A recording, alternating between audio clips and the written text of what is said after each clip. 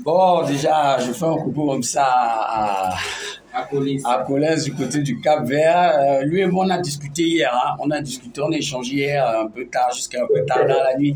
Il était en joie. Il m'a même appelé à 1h du matin. Lui, il voulait pas me laisser dormir. Non, mais oui, bon, on a échangé. Puis depuis que les Lions sont à Praia, moi, quand je veux une information, je préfère me lever. Tu sais que lui, c'est pas le genre qui n'a pas sa langue dans sa poche. Le match, voilà, on l'a perdu. Hein, on l'a perdu surtout au niveau de l'état d'esprit. C'est surtout au niveau de l'état d'esprit parce que je regarde ce match et j'ai encore regardé des grosses séquences dans la journée. Les Cap-Verdiens ont eu plus d'envie que nous.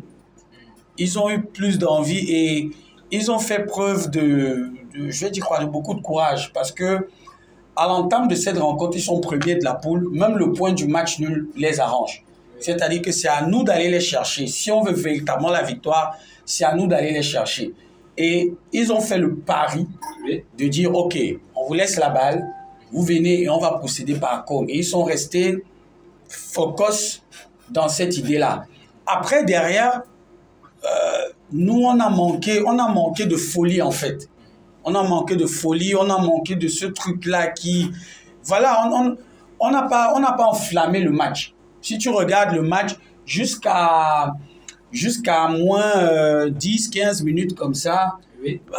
On jouait 2 à l'heure. C'est-à-dire on jouait au rythme de l'adversaire. C'est-à-dire à chaque fois qu'il y avait de l'intensité, à chaque fois que tu sentais que ça bougeait, c'est parce que les Cap-Verdiens essayaient de nous prendre à défaut. Et puis voilà, à la fin du match, on perd. J'ai pas envie de dire comme assez souvent, comme très souvent, parce que quand tu regardes les confrontations Cap-Vert-Cameroun, du côté de Praia, bah, c'est très difficile pour nous en général, là-bas. Et ça date pas d'aujourd'hui. Je crois qu'on a gagné une seule fois, hein, Colin, sauf si je me trompe, je crois qu'on vous a battu une seule fois. Oui, on a battu en 2010. Oui, on a battu la Côte d'Ivoire, le Cap-Vert à Praia une seule fois.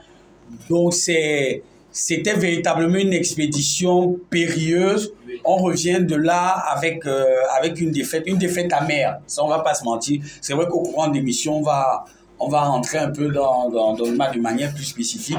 La défaite, elle est amère, elle fait mal. Mais contrairement à beaucoup d'autres Camerounais, moi, je dis hier, c'est pas hier qu'on perd la qualif. Si on se qualifie pas, c'est que c'est pas hier. Si on se qualifie pas, c'est que c'est depuis...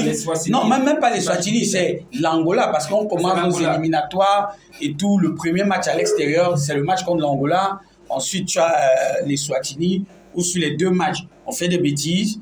Et si on se qualifie pas à la fin, ça sera le prix à payer. Ça veut dire qu'on aura payé le prix de tout ce qui s'est passé en amont. Donc voilà, défaite normale. Franchement, j'ai rien à redire sur le Cap-Vert. Hein, voilà, ils ont mérité leur victoire. C'est tout à leur honneur.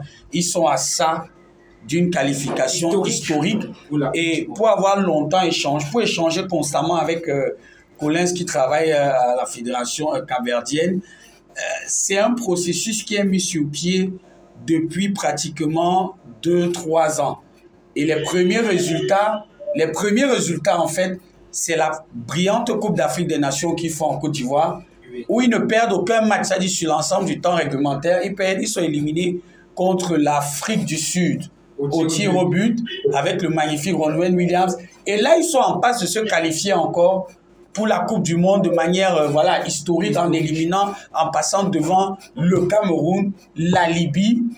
Bah, ça veut dire que c'est en train de porter les fruits du côté du Cap-Vert. Donc bravo à eux, félicitations. Mais qu'ils ne s'enchantent pas trop parce qu'il y a encore un peu la place, on ne sait jamais. D'accord. Alors,